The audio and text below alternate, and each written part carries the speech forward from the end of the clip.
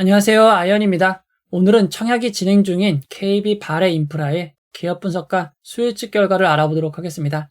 공모가는 8,400원, 청약은 위험합니다. MRG를 확인하세요 라고 했는데요. 왜 이렇게 이야기하는지 빠르게 알아보도록 하겠습니다.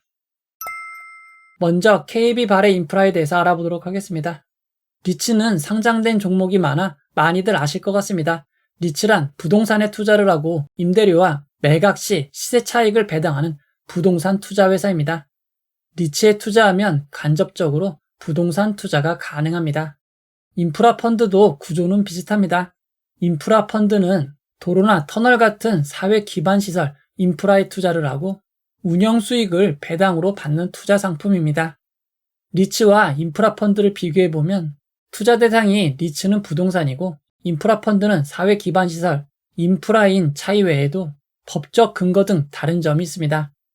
중요한 차이점 중 하나는 리츠는 자기 자본의 2배에서 10배까지 차입금, 대출을 이용할 수 있는 것에 비해 인프라 펀드는 자본금의 30%만 차입할 수 있습니다.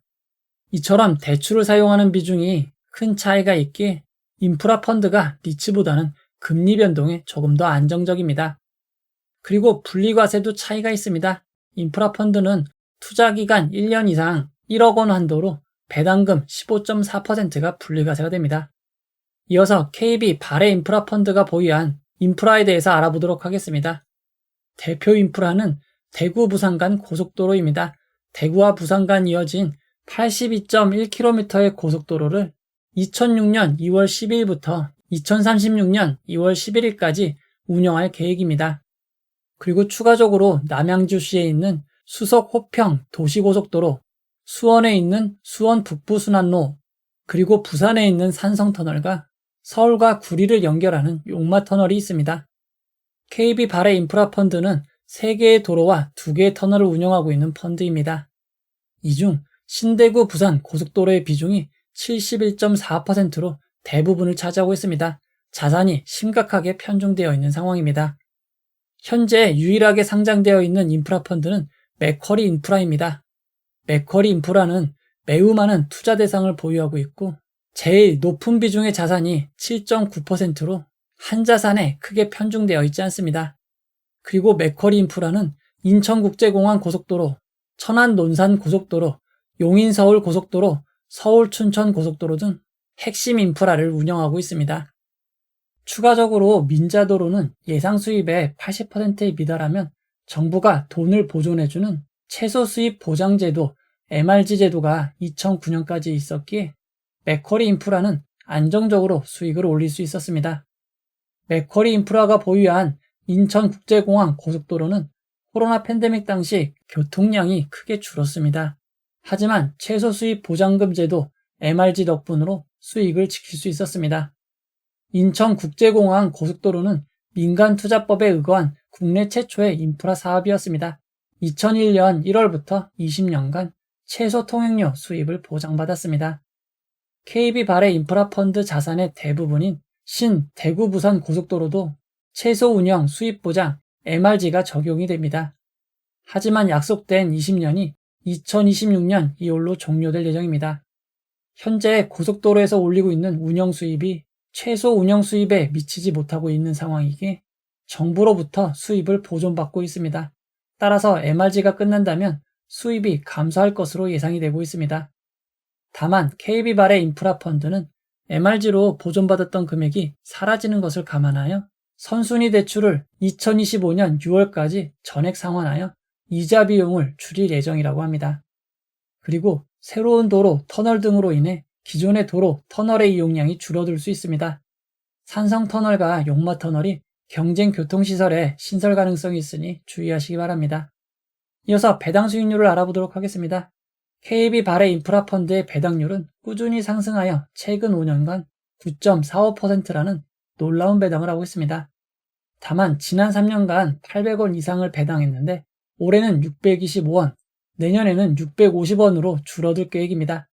수익률로는 7.7%로 매우 높은 수준입니다. 이어서 기관 투자자 수요일측 결과를 알아보도록 하겠습니다.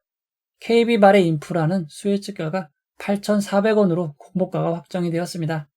이번 수요 측에는 매우 적은 84개의 기관이 참여하여 3.99대 1의 경쟁률을 기록하였습니다.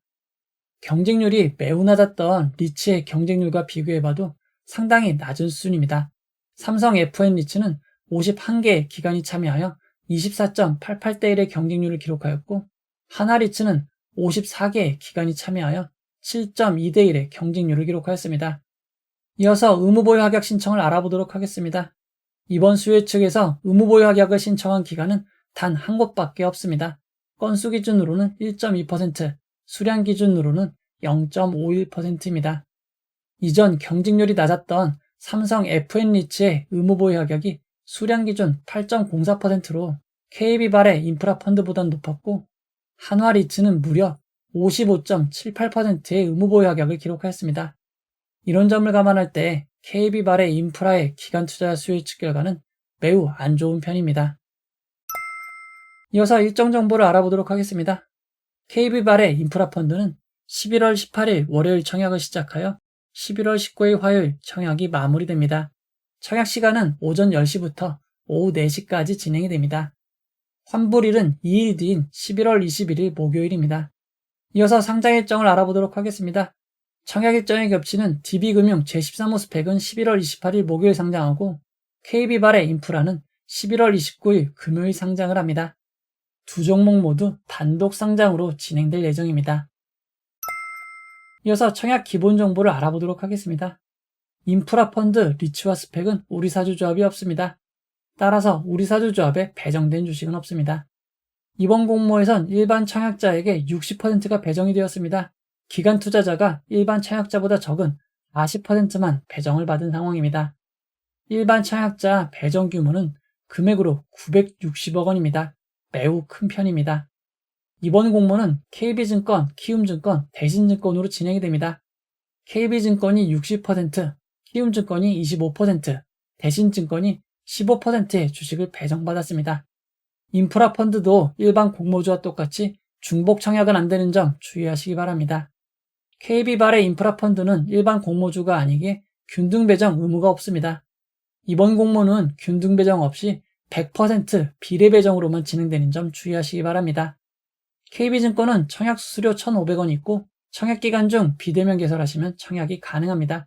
일반 100% 등급의 경우 220만 주를 청약할 수 있고, 청약 증거금은 92억 4천만 원입니다. 키움증권은 청약 수수료 2,000원이 있고, 청약 기간 중이더라도 비대면 계좌 개설하시면 청약이 가능합니다. 일반 그룹의 경우 180만 주를 청약할 수 있고, 청약 증거금은 75억 6천만 원입니다. 대신증권도 청약 수수료 2,000원이 있고, 청약 기간 중이더라도 비대면 계좌 개설하시면 청약이 가능합니다. 일반 그룹의 경우 85만 주를 청약할 수 있고, 85만 주의 청약 증거금은 35억 7천만 원입니다. 세 증권사 모두 최소 단위 청약은 20주 8만 4천 원입니다. 하지만 균등 배정이 없는 점 다시 한번 참고하시기 바랍니다. 이어서 상장일 유통 물량을 알아보도록 하겠습니다. KB발의 인프라는 확정된 공모가 8,400원 기준 상장 시가총액이 1조 294억 원이나 됩니다. 규모가 매우 커 보이지만 이미 상장되어 있는 맥쿼리 인프라의 시가총액이 5조 4천억 원인 것을 감안할 때 약 5분의 1 수준밖에 되지 않습니다. KB발의 인프라는 상장에 매각 가능한 기존 주주가 없습니다. 원래 기존 주주분들은 의무 보유해야 할 의무는 없지만 모두 의무 보유하기로 협의하였다고 합니다. 기존 주주 중 교보생명보험과 대한소방공제에만 3개월 의무 보유 합약을 하였고, 나머지 주주들은 6개월 의무 보유 합약을 하였습니다. KB발의 인프라펀드는 상장일 공모주주만 매각이 가능합니다. 이렇게 기존 주주가 자발적 의무 보유 합약을 한 이유 중 하나는 이번 공모 주식의 상당수가 구주 매출로 진행이 되기 때문입니다. 이번 공모의 절반이 넘는 53.88%는 기존 주주의 주식 구주 매출로 진행이 됩니다. 대부분의 기존 주주가 이번 공모를 통해 자신의 지분을 일부 매각하고 있습니다. KB발해인프라의 상장일 유통 가능 비율은 15.54%이고 시가총액을 반영한 상장일 유통 가능 금액은 1,600억 원입니다. 의무 보유 합약이 거의 없는 편이기에 상장일 유통 가능 비율과 금액은 큰 차이가 없을 것으로 보입니다. 이제 결론을 내려보도록 하겠습니다. 앞에서 소개했던 한화리츠, 삼성 FN리츠는 상장일 모두 공모가를 하회하였습니다. 가장 최근 상장한 신한글로벌 액티브리츠도 상장일 잠시 공모가를 상회한 적도 있지만 이후 큰 폭의 하락을 이어가고 있는 상황입니다. 특히 신한글로벌 액티브리츠는 높은 배당 수익률을 특히 강조했던 리츠이기에 더욱 뼈아픈 하락으로 볼 수 있습니다. 인프라 펀드는 인프라에 간접으로 투자하고 운영 수익을 배당으로 받는 투자 상품입니다. 일반 공모주와 달리 균등 배정이 없습니다. 100% 비례 배정으로 진행이 됩니다. 그리고 스펙과 달리 공모가를 보장하지 않습니다. 리츠처럼 공모가 이하로 떨어질 수 있습니다. KB발의 인프라는 배당률이 높은 편입니다. 하지만 맥쿼리 인프라와 다르게 보유 자산이 적고 편중이 되어 있습니다. 주요 자산인 대구 부산 간 고속도로의 최소 운용수익 보전 MRG가 2026년 만료되기에 이후 수익이 줄어들 위험이 있습니다. 리츠도 배당률로 투자자를 유혹했지만 주가가 크게 하락하며 배당이 의미가 없었습니다. 현재 상장되어 있는 맥쿼리 인프라의 주가 흐름도 좋지 않습니다. KB 발해 인프라 펀드는 기관 투자자들의 선택도 받지 못한 점을 고려할 때 공모주로 청약을 하시는 것은 리스크가 있는 선택이 될 것으로 보입니다. 높은 배당률보다는 상장 이후 주가 흐름을 좀 더 꼼꼼히 확인해 보시기 바랍니다. 이 영상은 후원해온 여러분들의 후원과 구독자 여러분들의 슈퍼땡스, 댓글을 통한 따뜻한 격려를 통해 제작되었습니다. 항상 고맙습니다.